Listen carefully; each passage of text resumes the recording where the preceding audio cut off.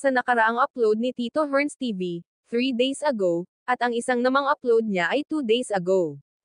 Please support Tito Herns at PB Team Davao, para makipagkita sa sponsor ni Mylene na si Ma'am Edna, dahil babalik na nga siya sa California.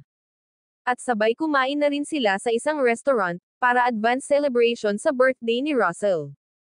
At kinabukasan naman ang kanyang birthday, nagulat si Russell dahil kinantahan pa siya ng mga staff ng restaurant. At masayang-masaya naman siya, si Tito Herns naman ay humingi ng pasensya kay Jipoy, dahil hindi nga nila ito kasama na lumabas. At ang sabi nga nila ay biglaan lang dahil uuwi nga ang sponsor ni Mylene.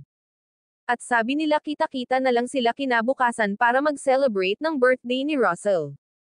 Bumili ng cake sila Teacher Nida, at Tito Herns, para ma-surprise si Russell sa mismong kaarawan niya.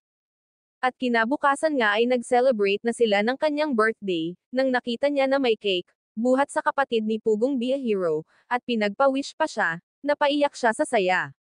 Dumating din si Jipoy, mga kapatid at nanay nila Teacher Nida. At iba pang bisita, masaya sila nag-celebrate sa birthday ni Russell, at masarap ang mga foods na hinanda nila. Pagkatapos nilang kumain nagsipag-kantahan naman sila ang gagaling din nilang kumanta.